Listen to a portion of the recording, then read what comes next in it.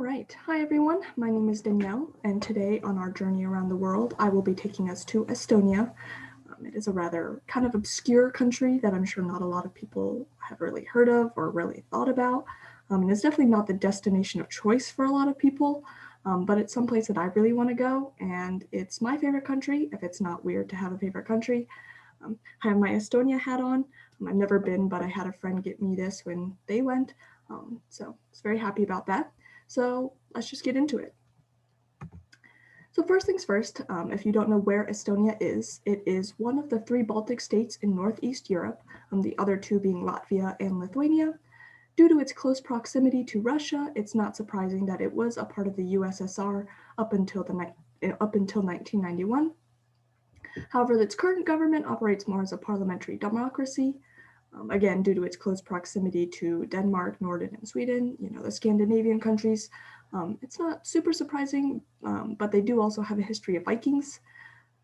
Their national language is Estonian. However, most of their citizens are bilingual. Most of them do know English, if not some other European language.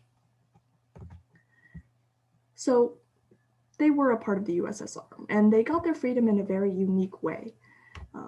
In 1987 was their first kind of huge call for independence from the USSR, due to oppression and negligence with that regime, as well as learning of an undisclosed plan of the USSR were going to mine the phosphorite in the northern part of Estonia. And this would have caused irreversible damage to the environment and the ecosystem. And the Estonians were just not happy about that. So during song festivals in Estonia, pop artists took old choral songs and remixed them and edited the lyrics to have more of a political message, calling the USSR out on kind of the oppression that they were experiencing and just like a call for freedom. And these songs gained a lot of traction within the citizens of Estonia, and the other Baltic states, Latvia and Lithuania, kind of joined in creating more patriotic songs that kind of filled all the citizens with a sense of hope. And eventually this led to the Baltic Way that took place in 1989, where 2 million people spanning from capital to capital across the three Baltic states, so Tallinn, Riga, and Vilnius, and they all just held hands and sang their own patriotic songs. They also were flying flags of their country flags from pre-Soviet times, which was illegal or not exactly allowed at the time, just as a show of patriotism and desire for freedom from the USSR. Eventually, the USSR, because they didn't want to face the backlash of having, killed a bunch of people for just singing, they eventually ended up having to loosen their hold on these Baltic states and allowing them to kind of call for their own independence, which kind of set off a domino effect into a lot of other USSR-controlled countries calling for their own independence in their own way.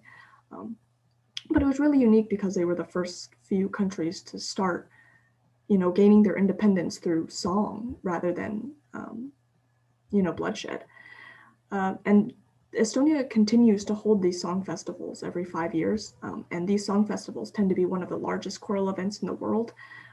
It just as a show of respect to their culture and pride for their history and just, how they've come so far from just singing and the integration of music and singing into their culture. So then we get into Tallinn. So Tallinn is the capital and the most populous city in Estonia. Tallinn also contains what's called Old Town, which is the best preserved medieval town in Northern Europe. So it's listed as a UNESCO World Heritage Site because of the old-timey architecture, the cobblestones, the Gothic piers, a lot of medieval churches here. On a more modern twist, Tallinn is home to the highest number of startups per person. And so it was the birthplace of Skype, which I'm sure most people have heard of, as well as TransferWise, which is a big international money transferring company that was birthed in Estonia and is, I think, more widely used in Europe. And now here's another aspect of Estonia that I think is really interesting. They are what they like to call e-Estonia, which is basically a shout out to how integrated technology and internet is in their society. They're one of the few countries in the world that believe internet access is a right. And so every citizen in Estonia has access to internet. Because of this, they are often considered one of the most advanced digital societies in the world. And this kind of reflects in what they call their e-identity, which is pictured at the top there. It's just like a digital ID card. They have a SIM card that has their own encrypted personal information, and there's safety features along with it, of course, that I'll kind of go into a little bit more. But with the rise of mobile phone usage, they can also get these digital cards right to their phone to minimize the risk of like losing ID cards. But yeah, just like our ID cards here in the United States, they function just like that as a source of identification. But because of that SIM card in the ID, it can also be utilized in a numerous amount of ways. Your insurance is tied to this card.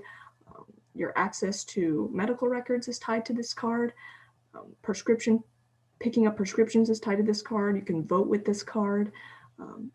Even customer loyalty cards at different grocery stores. All you have to do is use this card. And so there's a lot of different ways that this can be utilized. Basically, it's ingrained in their daily life. You can sign you can like electronically sign things with this card. And so, yeah, there's just a lot that it does. I'm not going to go into like every single detail because I guess it is kind of complex and I don't fully understand how everything works. But we'll just touch some of the bigger, broader categories that it affects. So e-healthcare, I guess something that us pharmacy students care about a lot more. So 99% of prescriptions in Estonia are digital. So like the e-prescriptions we get at community pharmacies, everything is like that. So gone are the days of chicken scratch on prescription pads. Everything is tied to the internet, and picking your prescriptions up just requires you to swipe your ID card, and it should pull up all your insurance. It pulls up your date of birth, your name, and stuff like that. So you're ensuring those factors before giving the prescription to the patient. Individual health records are also attached to the eID and can be pulled up by any healthcare provider with authorization from the cardholder. And since all of the health records are stored in this central location based off of personal identifiers, providers will have access to see what other providers have done. So what services you've gotten, no matter where you got them, which is something that's pretty different from what we have in the United States. These cards also collect population data in order to track trends and epidemics and stuff like that, just to ensure that resources are being used in a targeted manner. This makes their healthcare system more proactive rather than reactive. These ID cards also allow you to vote online through what they call iVoting. So basically, voters can cast their ballot in governmental elections when they're anywhere in the world, as long as they have their card and their internet. And so basically what happens is the government will open up a pre-voting period where those who are electing to vote online can place their ballot in and vote. And before their ballot reaches the vote counting process, their identity is removed in order to ensure anonymity. So because things are on the internet, I'm sure people are thinking, all right, well, this probably lends itself to a lot of voter fraud. But in reality, they have a lot of safeguards in place to ensure that each vote is only counted once. So while during that pre-voting period, the system does allow you to change your votes and cast new votes. If you place a new vote in, any previous vote with your name in it will be removed and canceled out. So only your newest vote will count. And that's to ensure that each name only gets one vote. In addition, they have like an e-police system, which basically just boils down to they have a tablet that has access to a lot of different information that in terms of collecting crime and like stuff like that. So place of residence, if someone that they're searching for has registered weapons, car make and model, and stuff like that, just to better ensure that they're, when they're hunting for someone, that they're finding the right person. So like I mentioned, and I'm sure a lot of people are thinking, well, okay, if you're so reliant on internet, it's probably really easy for hackers to steal personal information, especially if everything is tied to a singular card. And in actuality, that isn't really the case. E-identity cards require the creation of two individualized PIN codes, as well as an EID carrier and sometimes an additional individualized code. They also are very stringent in educating people about negligence in terms of like losing your ID cards and just ensuring that you're keeping it safe. So when it comes down to it, fraudulent activity in the years that they've been using this is practically non-existent, and it isn't a problem that they've really had to deal with. And because of that, they really believe that transparency is key in order to ensure trust in the system.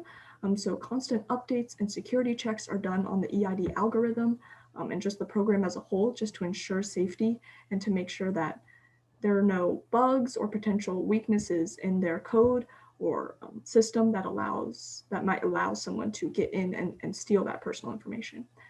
Because of that, they really are transparent in these updates and any potential issues that they do find with the system.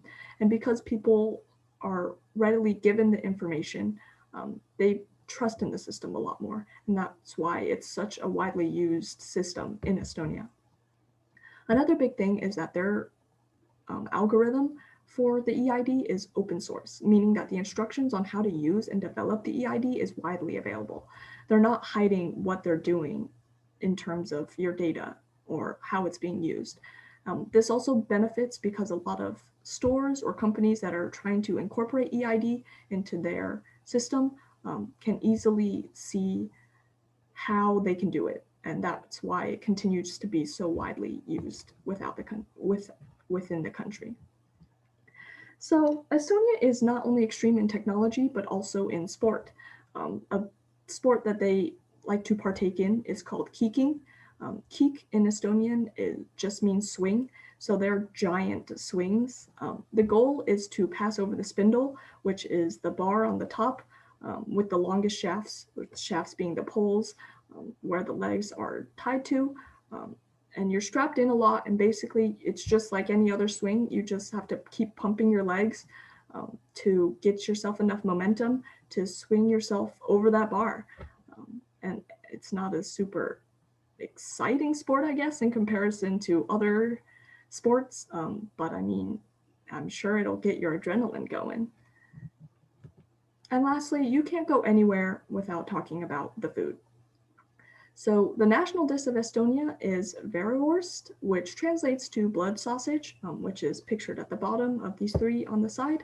It's basically congealed blood, which is like solidified with like gelatin and stuff, and spices, and stuffed into a pig intestine, and then served, and is generally served with butter, sour cream, and potato of some sort.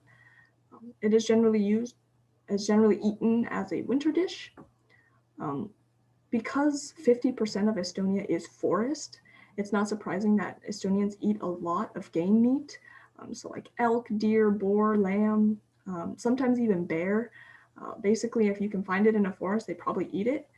Because of that, they do still kind of hold on to those medieval eating habits. Old Hansa in Old Town, which is pictured at the top, it gives the whole medieval experience. So like the waiters wear medieval costumes, and you can eat mutton and other hunks of meat, but the interior is also very medieval inspired, the architecture, the decorations, stuff like that.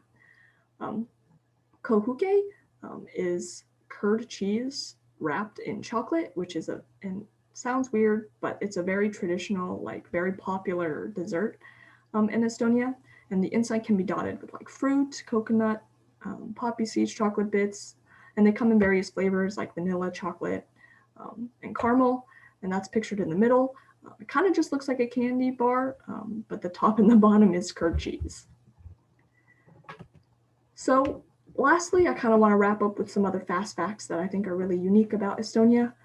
Estonia was the first ex-Soviet country to legalize gay marriage. They're the only country in the world to elect a female president and prime minister, and this happened in January of this year, actually. They are the first country in the world to utilize online voting, and they did so in 2005. The Estonian native Arvo Pärt was the most performed living composer in the world from 2011 to 2018. Estonia produces the most fashion models per capita, more than any other country in the world. And according to PISA, which is the Program of International Student Assessment, which ranks 15-year-olds' proficiency in reading, science, and math, Estonian 15-year-olds rank number 1 in reading, science, and math in Europe, and Estonians have a 100% literacy rate. Another interesting thing is that Estonia is one of the least religious countries in the world. And these are just some sources I used to learn more about Estonia. And that was my presentation. I hope that you guys enjoyed our little trip to Estonia, and hope you came out of this thinking Estonia is just as cool as I am. Or just as, okay, you get it. And I hope you guys think that Estonia is just as cool as I do. Thank you.